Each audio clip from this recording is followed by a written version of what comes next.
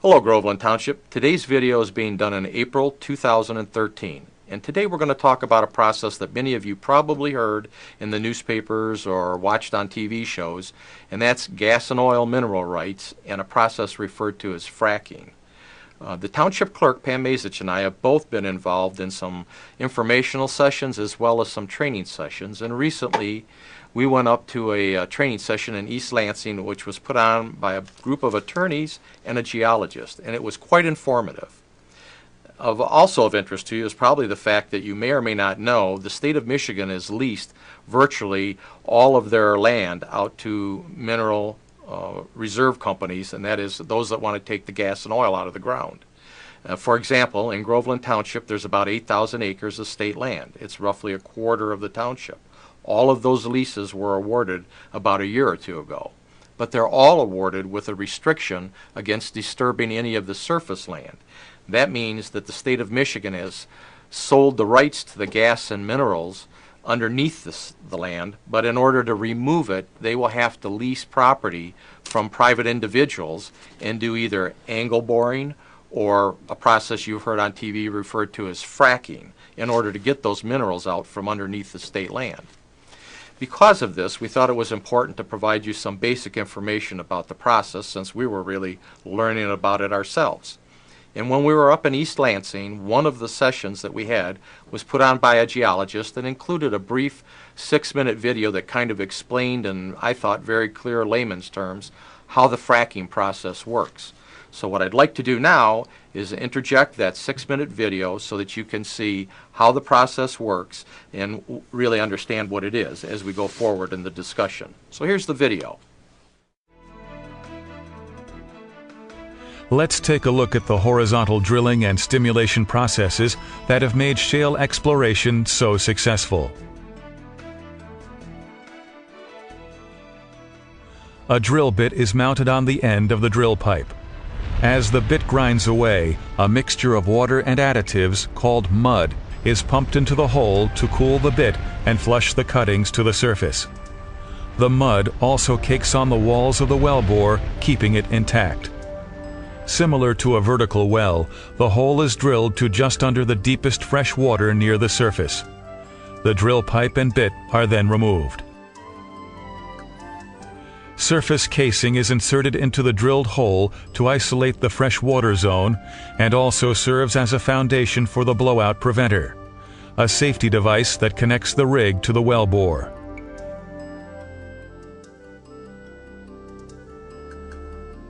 Then, cement is pumped down the casing and out through the opening of the shoe at the bottom of the casing.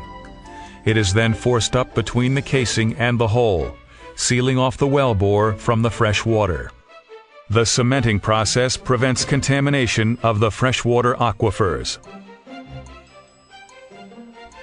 The pipe and bit are lowered back down the hole to drill through the plug and cement, and continue the vertical section of the well to approximately 500 feet above the planned horizontal leg.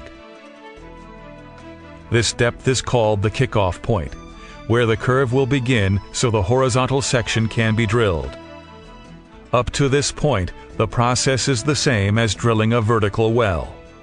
Again, the pipe and bit are pulled out of the hole, and a downhole drilling motor with measurement while drilling instruments is lowered back into the hole to begin the angle building process. The distance to make the curve from the kickoff point to where the wellbore becomes horizontal is just under 1/4 mile. Once the curve is completed, drilling begins on the well's horizontal section, called the lateral. The pipe used to drill the well measures 30 feet in length and weighs approximately 495 pounds each. It takes over 350 pieces of pipe weighing nearly 87 tons to drill a 10,500-foot well. At various stages of drilling, the pipe is taken out of the hole for tool and bit changes and put back in. This process is called tripping pipe. When the targeted distance is reached, the drill pipe and bit are removed from the wellbore one last time. Production casing is now inserted into the full length of the wellbore. Cement is again pumped down the casing and out through the hole in the casing shoe. forcing the cement up between the casing and the wall of the hole, filling the open space known as the annulus. Casing the well is a very important process because it permanently secures the wellbore and it prevents hydrocarbons and other fluids from seeping out into the formation as they are brought to the surface. At this point, the drilling rig is no longer needed. A temporary wellhead is installed and the location is prepared for the service crew who will perf, frack, and prepare the well for production. The first of these steps is to perf or perforate the casing. A perforating gun is lowered by wire line into the casing to the targeted section of the horizontal leg. An electrical current is sent down the wire line to the perf gun and sets off a charge that shoots small holes through the casing and cement and out a short distance into the shale formation. The perf gun is then pulled out of the hole. Next, because the shale is tight or compressed, the well will have to be fracked. Known as hydraulic fracturing, this is a process where water, sand, and additives are pumped into the wellbore and down the casing under extremely high pressure. As the mixture is forced out through the perforations and into the surrounding rock, the pressure causes the shale to fracture. This creates a fairway connecting the reservoir to the well and allows the released gas to flow to the wellbore. Next, a temporary plug is placed at the heel or left side of the first stage frac. The plug closes off or isolates the perforated and fracked section of the wellbore so that the second stage section of the horizontal leg can be perforated and fracked. Tight reservoirs do not contain natural fractures and therefore cannot be produced economically without hydraulic fracturing. The permeability is increased by providing pathways through which gas can flow more easily. With advancements in technology, multi-stage fracking has become the standard for tight gas reservoirs. This process of perfing and fracking can be repeated several times to cover the entire horizontal distance of the wellbore. Once fracking is completed, the plugs are drilled out, allowing the gas to flow up the wellbore.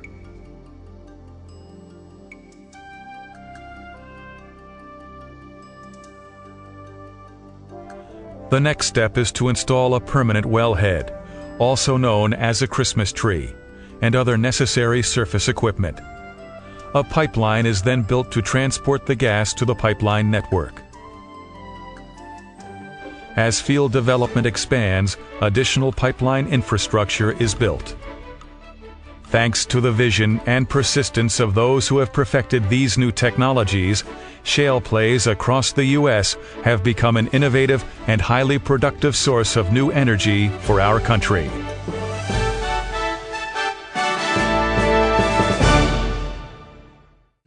So, like many people, when you watch this, you probably say some people are for the process, some people are against it. We know that some people would like to stop fracking altogether. They're concerned that it's going to damage the water resources in our area or anywhere else. And there's a group in Michigan that we've talked to several times called FLOW, which is sort of dedicated to trying to look at what issues we can do to help make it better. There's also another group that I understand, I have not spoken to them personally, but the name of the group is Ban Fracking Michigan, which is supposed to be trying to get a petition going around in the state of Michigan for people to sign so that they can make it a ballot issue to decide whether or not we even want to allow fracking in Michigan. That's kind of the one side of the equation. On the other side of the equation, we have a lot of people that say it's a huge natural resource and we need to be able to tap it because we all want to be able to start our car in the morning and turn our furnace on and have natural gas to heat our homes. So you've had all kinds of opinions from one end to the other and probably everywhere in between. What we'd like to do is, after we went to this training class, I thought that there were several very good suggestions that were made that seemed to me to be practical common sense, and that if we could interject those suggestions into our own state law, I think it would go a long way in making the residents of Michigan feel much more comfortable with the process. Currently, unfortunately, the current environment is such that Basically, these issues for gas and oil mining are covered completely by federal and state laws, similar to the issues we saw in the Enbridge pipeline. We really have very little, if any, real impact that we are entitled to make on that process right now. But the class I went to in East Lansing, I thought brought up some real good points that I think we could do in Michigan and would go a long way in making all of us a little more comfortable with the possibilities of fracking in our area. Let me tell you what the 4 suggestions are that I made in a letter to our Senator, Dave Robertson. I suggested that one of the things that could be done is adopt legislation similar to Ohio, which requires full disclosure of all the chemical used and monitoring wells that are nearby. I understand that many of these providers for this service are voluntarily doing this information anyway, and if they could require it in Ohio, I don't see why they can't require it here in Michigan. Secondly, we think that they should require all drilling water to be used for this process to be drawn out of the brine layers in Michigan and not from surface waters or the drinking aquifers that we all use for our wells. Geologists indicated in this session that it's typically what they do anyway. If it's good business practice, why can't we do that and help preserve our drinking waters and make sure that there's no impact on it? If you watch the video on it, these wells do use very large volumes of water which are never returned to the ecology system. Because of the chemicals they mix in, they have to be stored in what they call deep wells that never get used again. Third, we think they should limit the distance from drinking wells to make sure they don't get contaminated by any of the drilling process. And finally, we think they should be able to have some sort of a road maintenance fee. Apparently, the process of drilling for gas and oil is very high activity for about 2 months while they put up the derrick and actually do the drilling. After the drilling's all done and the derrick comes down, they put the cap and the valve on it, the traffic to it's much less. But in that 2 months, you can do a lot of damage to our roads out here. In fact, in some cases, even with gravel mining operations that are not on primary roads, the road commission ends up charging them for maintenance costs on that road to keep it up to spec because of the extra traffic. We think a similar process should be in place for these wells if they're going to be done on personal property residences off of a lot of secondary roads. I think these 4 issues would go a long way in making most of us feel a bit more comfortable with this process and certainly make it safer in the meantime, and I think they're all doable through our own state legislature if they're willing to do it. I'll continue to let you know what happens from the letter that I sent if anything goes forward. But the real purpose of this video was to do a couple of things. One, to give you some basic information about fracking, let you know about people that are on the one extreme that say no fracking at all the way to other people that say we think fracking's fine the way it is. You can make your own decision as more information comes out on this, but we will continue to try and monitor it and see if there are things we can do from the township level to help. And in that vein, we are asking you for one thing. We don't know if anybody in our townships actually been contacted and sold mineral rights. We don't know if anybody in our township has actually made arrangements for drilling operations on their property. We would very much appreciate it if you have been contacted, if you could please let us know so that we understand what's going on in our community, and in effect, we might be able to help you with your own negotiations for the lease.